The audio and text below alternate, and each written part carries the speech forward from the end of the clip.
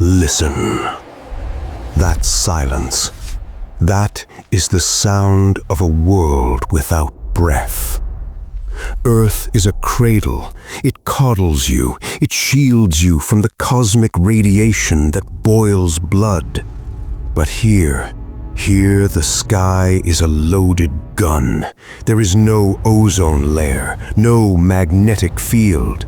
If you stood on this surface for 10 minutes without a suit, the radiation would rewrite your DNA before you hit the ground.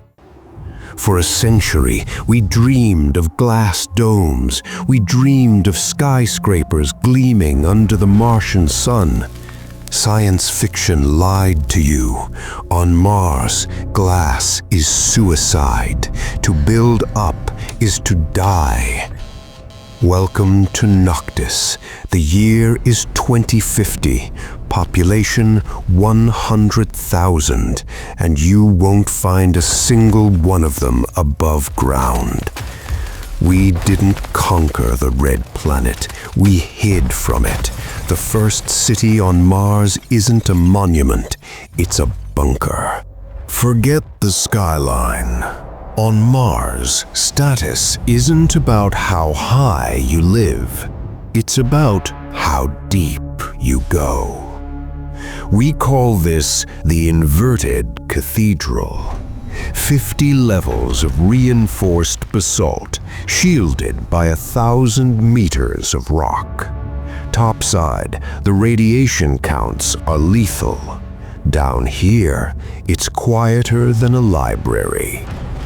Gravity here is light, ghostly. The architecture knows it. Look at the arches. They are too thin, too spindly for Earth. Here, stone floats. You are never alone in Noctis. The city isn't just a place, it's an organism. Every bolt, every heartbeat, every cubic centimeter of air is monitored by the central governance AI. We don't have politicians, we have algorithms. This is the neural lace. The boundary between the worker and the work has dissolved. You don't operate the machine, you are the machine. The city speaks to you in a language of light and data, painted directly onto your retinas. Notice the light. It's not white. White light triggers anxiety in confined spaces. It's circadian amber, engineered to trick the primate brain into thinking it's sitting by a campfire. It's a comforting lie, because if the lights went out, even for an hour, the cold of the rock would seep in. We built a miracle of engineering to keep the body alive, but the mind is still wandering the ghost of a blue world it left behind. Earth pulls you down with a force of 1G. Mars, it barely holds on to you, 38%. It feels like a superpower at first. You feel light, potent, but your body is a traitor. Without gravity to fight against, your bones decide they are unnecessary. They dissolve into the bloodstream. Your heart gets lazy. It shrinks. This is the bone tax. Every citizen of Noctis spends 2 hours a day in the centrifuge. If you skip a week, you don't just get weak, you break. Look closely at their faces. Doctors call it the fluid shift. On Earth, gravity pulls your blood into your legs. Here, the blood floats up. It settles in the head. It presses against the optic nerve. We are evolving, or maybe we are mutating. Taller, thinner, paler. The human blueprint is being redrawn in real time. Going outside is not a stroll, it is a military operation. The atmosphere outside is 96% carbon dioxide.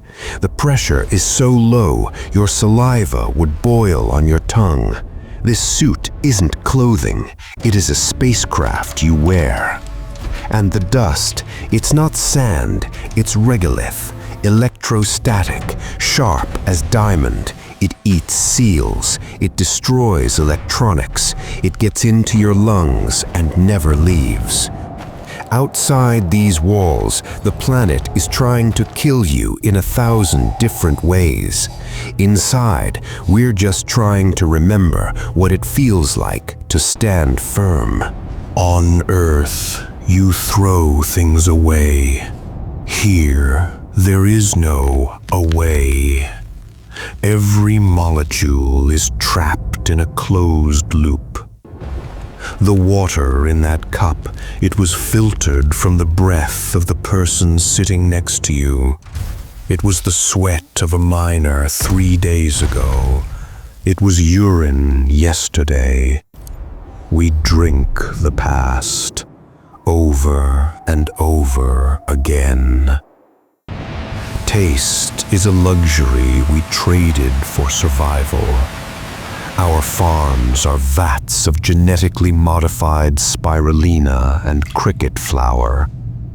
Efficient, dense, soulless. You don't eat because you're hungry. You eat to balance the equation. Privacy is an Earth concept. It died the moment we sealed the airlock. In Noctis, secrets are dangerous. A fever isn't personal, it's a biological threat to the colony. A panic attack consumes too much oxygen. The city knows your body better than you do. It monitors your sleep, your waste, your fear. We call it safety, but it feels a lot like a zoo.